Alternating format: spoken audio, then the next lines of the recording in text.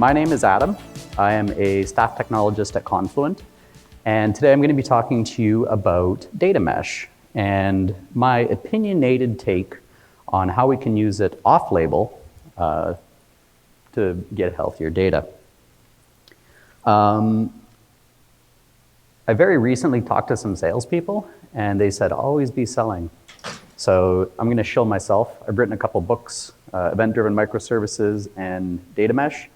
But I mention these things because I'm very passionate about it, and I think that there is a lot of potential for what event-driven systems, and especially modern event-driven systems, can do for us.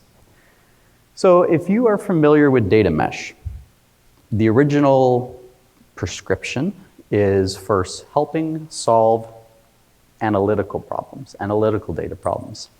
And that very much holds true. You can absolutely do that. It's wonderful for that. And I will get deeper into data mesh. But the off-label approach here is that if we include streaming into this space, we end up in a very unique situation where we can power both analytical and operational systems using both batch and streaming as we choose. If you were at the keynote today, there was a much nicer picture that was showing the difference between the operational side, analytical side, but couldn't get that picture in time for this. But this is a typical successful company, right? You have an operational side, you have applications, databases, you're doing your business work. And at some point you say, okay, now we got to start doing some analytics. Maybe data warehouse, maybe data lake, software as a service. But there's two main problems. One is that you end up with brittle ETLs. I spent almost a decade writing, managing, trying to automate, trying to harden these sorts of things. And basically what you're doing here is you're taking data from different databases, sources, systems, etc., and you're trying to get a nice, good, clean, reliable set of data. I didn't even do analytics. That was downstream people. But you're just trying to get that data and put it somewhere and make it reliable. Now, the second problem is that I was on the analytics side as an analytics engineer trying to do this. All across the operational space, there's a whole pile of other engineers trying to do exactly the same thing. Now, they're not writing batch-based ETLs, but they need access to data that their systems may not own. They need to get that data into their own boundary to do their own work, to solve their own sorts of business problems. And the crux of it is that people are very clever, sometimes too clever for their own good, and they will get the data one way or the other. And the typical patterns that you'll start to see is if you these ad hoc data communication patterns will emerge as a company matures and grows. So at the start, let's say you have a nice Ruby on Rails database application system, a nice monolith. You can put all your logic in there, all the data's local. It's actually pretty nice. But then you get that brittle ETLs, get those cron jobs, get that data out into a data lake, and you start getting these new requirements where, for example, we want to build an application, but we don't want to use Ruby for this one. We want to use Go, or we want to use Rust. And there is, perhaps a plausible sounding reason, whatever. The thing is, this new application, if all it needs is the data, it's kind of in a pickle because it doesn't have access to the relational database. So instead, it starts trying to get the data through the API of the monolith. So that monolith is now serving two functions. One, it's serving all the customer-facing stuff that brings the company money and value. And two, it sort of has this bolted-on ad hoc portal to sort of get data out for that new application. At some point, I'm pretty sure I crashed our production database 6 or 7 times. They eventually locked me out of it. And they said, go use a read-only replica. Fair. But then other people started building applications on the read-only replica because it was easier to get credentials to the read-only replica than the actual main monolith. People are clever, And they decided that a few seconds of latency is more than acceptable for what they needed to do. Lo and behold, though, someone early in the early days of the company copied the production keys and made their own ad hoc copies to power their own applications. Now that person doesn't work here anymore, and nobody really knew about it till it broke. But there's no room in the roadmap to fix that, and so we're going to leave it there. But we'll fix it very soon. We always fix our tech debt. We never leave tech debt. But lo and behold, someone builds another copy off of that. And this is a little bit exaggerated, but actually not really. All of this I've seen, every single one of these. And what this speaks to is we just need that data. That's it. That's all we did. We really just needed that data out of that relational database, and we were happy and fine with the job that database was doing. No one wanted to change that. But it had to jump through all sorts of crazy hoops to get what we want. And we can refer to this as core business data. You might hear it as entities, you might hear it as business objects, you might hear it as nouns. But these are the things that your business does. So if we look at the overly contrived, all too often given as an example e-commerce space, stuff like orders, items, payments. And the thing is, seldomly will a application or a service or a function need just one of those. You might need items and payments. How much money was paid, which items are most profitable. Orders and payments, right? Did someone pay for this? Can we ship it? Which items are in the order? What are the properties about their physical size, the dimensions? How will we be able to pack it and ship it and so forth? And so most of the services have data requirements that use these business objects that sit somewhere in the middle. Maybe in one of the overlapping zones, and of course you're probably going to have more than 3 business objects. And we've done something similar before to try to address this. We have this data across our company, how do we make it more accessible? Now, microservices, especially synchronous request-response ones, are often misused for this purpose. Effectively, you build microservice, it encapsulates the data. If you need something basically you should be creating microservices to talk to them to ask you to do business work. But often people kind of put these little hacky things in. Like, oh, it's a microservice, it has all the order data. I'll just ask it for the order data. Get order, right, with the order ID, or get order for a user ID, or get all orders, right? So now this is just kind of a crappy database. And if you're not careful, you'll find yourself going down a slippery slope. You start getting things like this, like get all pending orders, or get all Canadian orders. I'm Canadian, by the way, hello. Get all pending Canadian orders. Get all pending Canadian orders that are at least $50 and have free shipping, right? And you can get these sort of crazy APIs going on there where you're saying, well, it's needless, it's senseless to transfer the data over if I'm just going to throw a bunch of it out. So I'm going to push my work that I as a consuming service needs, I'm going to push it up to the owner there. And you're going to have to maintain all my logic. This is a complete anti-pattern, and I often see this, but what it speaks to at the fundamental root, and I'm going to keep going back to this point, is we just need the data. We need the data, and we need to be able to make our own decisions on it and to make it reliable. Well, we can use the microservices philosophy, let's call it, and just tweak it a bit. Instead of APIs, we use data products. Instead of coupling on the REST API, you couple on the data contract of the data product. And some of the other things like change management, responsibilities, SLAs, common platforms and controls, this stays largely the same. You're going to tweak how you use it a bit more, but the idea here is that we're promoting this data to this first-class citizen. So the 4 principles, and I won't really labor on these too much. Domain ownership is the first one. And this is effectively the data becomes owned by those that truly understand it. Ownership also means responsibility. So before, when you would have a person like me, data engineer, pulling all this data in from all across the company, dealing with outages and breakages because people changed their internal schemas, rightly so, but they didn't tell me. And so, all the reporting, end of month reporting broke. But the goal here is to give these individuals that own the data two things. One, autonomy, so that they can do what they do in their domain. And two, limited liability. They say, hey, listen, as long as we put this data like this here, we're done. That's it. That's our contract.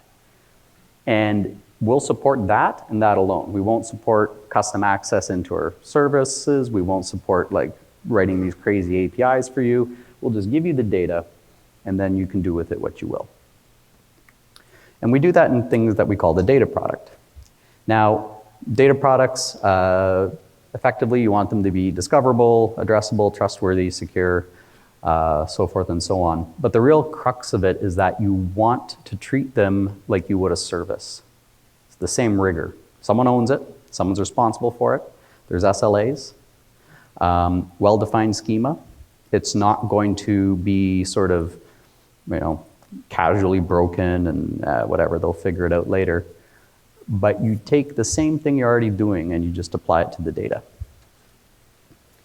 I'm going to have to update this picture for the next one, especially because this is getting really old. But effectively, you want some sort of self-service platform. And you want to be able to discover, what data products are available. Now, this is different than what data sets do we have in our company. Some companies will use like a crawler and they'll populate a data catalog and there'll be like 15,000 data sets. And they'll all have like very similar but slightly different names, and there'll be no descriptions as to what that data means, just here it is. That's not this. Data products are very intentionally published, so you're really only gonna have like a human in a reasonably sized company, let's say a couple thousand people, you're not gonna have like tens of thousands of data products. By and large, you're gonna have maybe a few hundred of very business specific components. And you may end up, of course, having a bit more derived data products. But all of these are published with intent, with like an owner, and with human readable metadata. And deciding what that looks like, what the metadata is, or what technologies you use. If you're using event streams, are you using Avro or Protobuf or JSON schema? Are you using Thrift? Are you using all of them? Should you be using all of them? These are things that you have to ask with your basically your federated governing body. Anyone who's done microservices, you kind of had the same sorts of conversations. Everyone wants to use their favorite language. Everyone wants to use their favorite testing library. And you can end up with a massive amount of technical sprawl. Same idea here, is that you want to tame the sprawl, and you want to make it easy to get things done. But if someone has a very good reason for going outside the norm, then you can also use that as a case study to grow and trial other things that you're looking at. So let's look at a classic example here. So the old extract, transform, load. Again, I'm looking at these predominantly because this is sort of a fundamental component of data mesh, right? The analytical space. So that's me, I'm the orange guy. There's my job, there's my data lake. And I would write some sort of job, and it would pull in billables every 30 minutes or something, and you get this incrementing set of files in your data lake. Just a bunch of, we were using Parquet, a bunch of Parquet data files. But the thing is, the ownership of this data is split across multiple teams, right? That app owner, they try to do a good job and be nice to me, but they got their own responsibilities. I'm breaking into their database effectively to pull that data out. And they don't really like that, but they can't be bothered to do this because we've never done that. We just don't do that. And then of course we have now this is simplified. Data scientist, could be data analyst, could be analytics engineer, but basically they're now looking at this data, compiling reports or analyses, and providing that further upstream to the boss. Now, if we took the same pattern and we looked at it through the lens of data mesh, I think one of the key guiding principles that I would recommend is think about data on the inside and data on the outside. When I talked about that domain ownership and autonomy earlier, that's data on the inside. The relational database, their happy little monolith that I introduced earlier, that's data on the inside. The data model and the code, tightly coupled. You evolve one when you evolve the other. It's very easy to test. It's all in its same sort of boundary, probably 1 or 2, 3 teams on there. Data on the outside is everything else. It's all these other things that are just trying to get that data and do whatever it is they're trying to do. And we want to make that well-defined. We want it to look something like this. We have this nice dotted line around, this is the inside data, right? We don't want to disturb it. We want to make sure that it can fulfill its normal business functions, serve its customers, make us money. But we still need to support these folks on the outside here. The data lake, applications, cloud services. And so what we do is we're going to move ownership to the left. Now, this means renegotiating these social principles, right? So we're going to change some of our ownership. And we might say, okay, as an application owner, you're now also going to be responsible for providing certain of those important business objects into the data lake, for example. Now, there's other places, there's other sorts of modes that we call them that you may serve a data product up, but this is one of the most common ones. We want this data readily available, let's say with some Parquet files, and we just need it periodically put into there. And so this is what we call a data product. And we can change, so first we can change the diagram, and then I'll talk about what's going on behind the scenes there. But effectively what we're doing is we're saying, okay, there's our boundary. This is still our boundary. We still have the app owner in there. That's still their domain. You can't cross this boundary, but you can couple on the data product that we're going to publish there. So the self-service platform principle of data mesh is to enable that and to support that and to help build that. It's synonymous with what we call the paying the microservice tax. If you want to do microservices, there's a bunch of overhead you usually have to deal with before you can actually build the services. Same thing with data mesh. You build these data products, you want to make it easy. If you make it hard, people are going to go back to their old ways. They're going to bypass those boundaries. They're going to not invest in building data products, and you're kind of going to get a fail to launch. The data product owner is a role. It's not really it could be a person. It is going to be a person. But the data product owner is predominantly responsible for that boundary. Just think of like a REST API. Who's responsible for that API? Who's responsible for changes to it? Who's responsible for handling requests? They're going to be doing the same thing with the data product. What data should be there? What data shouldn't be there? What's private stuff that we need to conceal? Is any of it sensitive? Do we need to do field level encryption? Do we need to adhere to certain legal privacy things, right? Those are the sorts of areas that they look at. And the nice thing is that once you do a few of those data products, it becomes pretty clear. Like customer info, that's private. Maybe clicks on stuff, that's fine. Anybody can access that. And the metadata that we collect, now this you can put in a catalog, for example, some sort of data catalog. Who owns it, right? I do, I'm in engineering. It's Parquet. We're actually using the Iceberg file system on top of it. This is where the location is. Our service level agreement is 2, so 12 hours if there's an outage. There is some secret information in there, so you're going to need top priority access if you want to decrypt it. And as you build your platform, you'll start adding stuff like requesting access. I would like to read this. Do I need permissions, or can I just read on it immediately? Can I contact the owner if I want to ask them some questions about this data? And of course, this is a very minimal set. You could add stuff such as example use cases, links to applications or services, or SQL jobs maybe that are using it. You could provide sample data, contrived sample data, sets of testable data. So there's a lot of options that you can have there, and it depends a bit on your needs. Depends on your needs. So self-service platform, basically it's going to be an extension of what you're already doing. Maybe you're using, like whatever frameworks and languages you're using, those are your best ones to start with when you build your data product. Might be using different cloud providers. The format one is actually a pretty big one. If you're not using any particular one, I recommend you use one and kind of stick with it. Only add more if you need. It's one of those things that once you start adding more, once that genie's out of the bottle, you're not getting it back in. But how do you start, right? So I'm painting this picture, I'm saying you need all this stuff, et cetera, et cetera. Actually, you can start really simple. This is predominantly an organizational approach, but it does have its roots in technical, because the technical support makes it easier to do stuff. But you can just use a spreadsheet to start.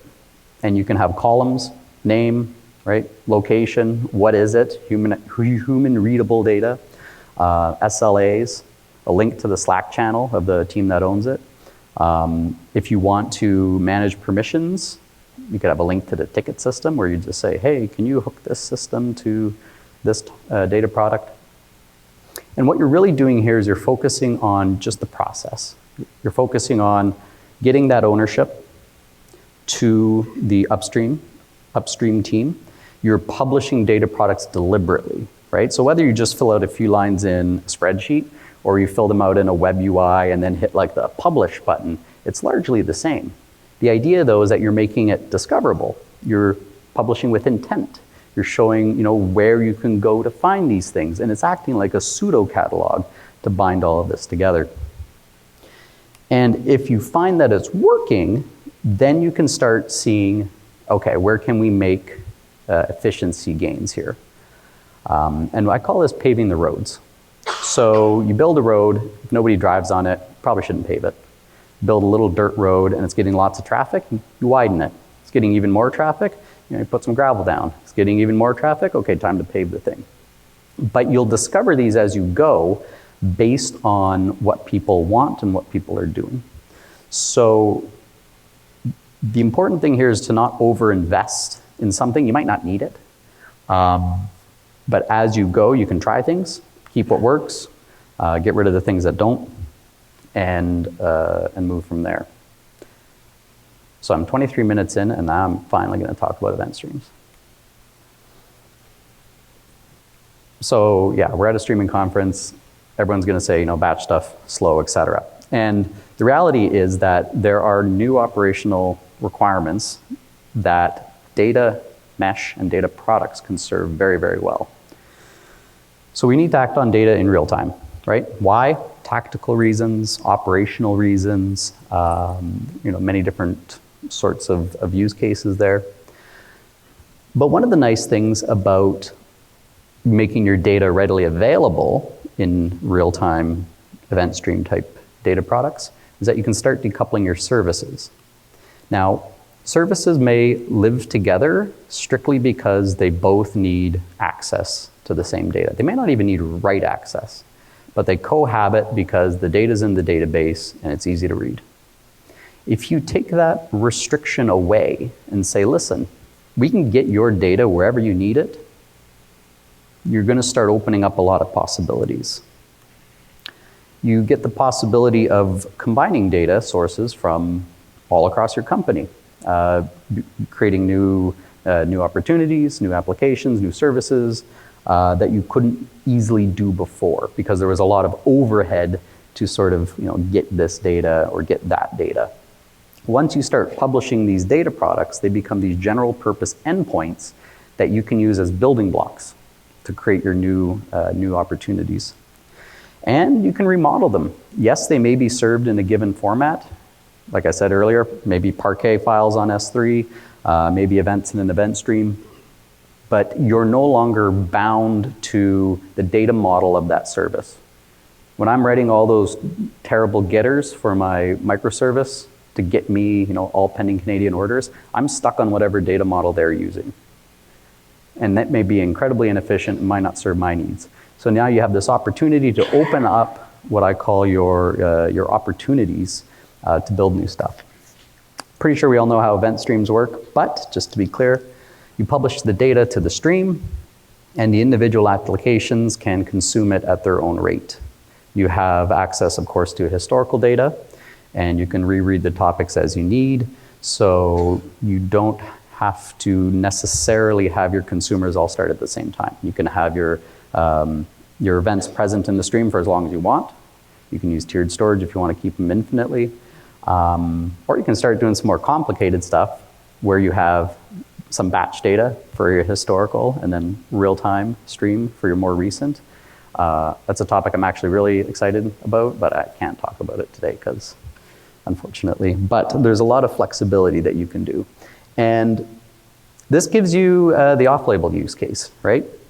So it works pretty well for analytics. It's an organizational thing. We start having the intention of publishing data, of making it available to use. And once you start publishing it through event streams, the line between what's operational and what's analytical gets extremely blurry. Extremely, extremely blurry. So in our earlier example, we had this pipeline. And one way to look at it is, I used this terminology earlier, is that these Parquet files that we store in a data lake, let's say, this is one port of the product. So this is one materialization of that data into a structure. But this isn't going to work for our real-time stuff. So we publish it to Kafka as well. You can have a port that has both the same data, the exact same data, published in different ways. And while the Parquet files, for example, may be structured, order, column or format, the Kafka ones are, of course, row-based, right? Where each individual event will have the schema, have the data in it. There's basically the same data that we have there. But it gives you a choice now, because you're not bound, just as you're not bound to the interface of that API to get that data. Sorry. Just as you're not bound to like the the getter interface of that microservice API, right? You're not bound to that anymore. You now have this choice to choose, do you want it as a batch, do you want it as a stream, or do you want it as both? Like you can try to get fancy and do a bunch of side loading, figure out how far you get in your timestamps, and then do like a cut over to real time, right? There's you can just read the most recent events from Kafka. You can maybe decide, I don't care about the historical data, I just want stuff that's going on right now. And you have all of those choices, but you don't have to go out there and build that yourself. You make it available as a first-class citizen. And you can still power the same things that you've always been doing. You can use the data products, power the analytical stuff. That's really the fundamental bread and butter. But hey, if we're using streaming to populate those Parquet files, you can also use those streams to do streaming analytics or do streaming operations. And you actually can just simply derive that Parquet table from your topic initially. So if you're already using, let's say, change data capture, or if you're using just native production of events, you don't have to write a whole bunch of complicated code to materialize it into neatly segmented 30-minute time segments, for example. You can just get that for free using Flink. So you're not producing two separate ports, but you're only producing one. Now, of course, you do have to maintain your Flink code to materialize that into your table, but that's a lot easier to do nowadays than if you're trying to run that in-house. So we've got 15 minutes. I'm going to get briefly into some of the nuts and bolts. We're going to go one level down. And when I say events and I say business objects, I'm kind of glossing over a bit, sales, like what's a sale, right? So I like to think of events as facts or deltas. Sometimes I also think of them as nouns and verbs. But the gist of it is the facts, for example, will always represent the entire state of the thing, the current state. Deltas will represent the changes. And if we want to think of like an order business object, in order, we'll have things such as the order ID. I just, for simplicity, have a list of item IDs in there, what's the total cost, etc. But that will have a total picture of the object at that point in time. Now, deltas, right, would be the changes, item added, discount code applied, and so forth. Now, the thing is that it's very difficult to communicate change. Sorry, it's very difficult to keep every consumer on the same page if they have to use the delta events. Because then you have to know, like, okay, item added to order seems pretty straightforward, but discount code applied? Like, how do I make sure I've applied the discount code correctly? Can't you just tell me, what the computed result is instead in the full order fact? And effectively, fact streams make the best option for sharing data across your company. So here's just an example, right? If we're going to look at the stream table duality, we're just upserting records in sequence as they come in. So, we read that one, it gets upserted to the table, keeps the key items total. Pretty straightforward. You overwrite, right? You don't have to compute, what's the difference between these two? How do I integrate a change? You just overwrite it. You have, as a consumer, what it was, what it is now, and you can infer what the changes are and do any sort of special logic that you may care about if something changes. And of course, stuff like tombstoning, you say, okay, listen, this order is deleted. That might have its own logic, like was it canceled? Did they abandon the cart? That could be the thing. But the essence here is that you can very, very easily build your table format from your event streams by using facts. Now, deltas are very useful still, but they're predominantly useful on the inside, which data on the inside, right? And so if I'm building a shopping cart and I say, well, I want to add pants, add a t-shirt, take a pair of pants out, add 15 hats and apply a discount code, all of the logic that I need to make sense of that can belong in one service, the domain owner. The domain owner does all that work, composes all that information, and it can produce, as per its data contract, the total cart either every time an object is added or removed, perhaps every 5 minutes, perhaps only after the user says, I want to go to checkout now, right? There's different sort of triggers that you may have to produce that data, but all of this can be part of your data contract. When does this aggregation of deltas become emitted? It might be significant to your order process, it might be significant to your data product, it might not be. But the thing is that all of the logic to make sense of it is neatly in one space. You can change it very easily, and you don't have to worry about your downstream consumers trying to do that on their own. This is a very, very dangerous thing.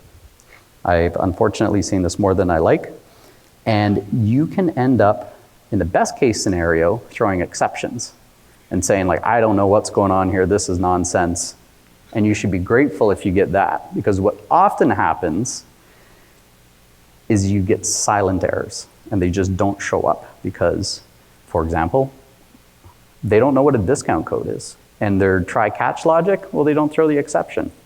So now they're not applying discounts, and so you're gonna end up with divergent sources of truth as to what is being computed here. Use deltas for data on the inside. Don't use them for data on the outside. Facts on the outside, deltas on the inside. So yeah, wrapping up now. Event streams, they're pretty good. They give you a lot of flexibility. You can build your tables with them. You can power your real-time applications with them, whether they're analytical or operational. It's very, very easy, as someone who used to wear the data engineering hat, to tap off from those data products and put them into the data lake for all of my classic data mesh use cases, right? All of the analytics and reports that drive the billing, the strategic goals that we set as a company, the initiatives that we want to see how well we're doing. All of that is very, very easy to tap off, and I get the added benefit that if there's a production system that's using that same data product, you better believe they're gonna fix it if that data breaks. And the main takeaway here, I would say, is that if you invest in streams as part of your data mesh, if you invest in it as actually your first class, your first choice, is that you unlock just tons of options. It's much easier to take data that's already in motion and keep it in motion than it is to take data that's at rest, put it into motion, and then use it. So if you have event streams coming in, you can do all your streaming operations apps, no problem. If you want to connect it to your existing data lakes, no problem. Use a connector, sync it to the data lake, keep doing your batch-based processing. I wouldn't ever undersell the amount of work that goes into doing batch-based computing. Some companies will have literally thousands of pipelines, and to rewrite all of that in streaming is not going to happen. So with event streams here, you need that ability to also provide that secondary port. And this, again, is where facts come in very handy there to make that switch over to having streaming up front. And yeah, last but not least, of course, we can use Kafka connectors to power other traditional request response applications, put it in the database. You know, this has been bread and butter for quite a long time. But that's it for my talk. So thank you very much.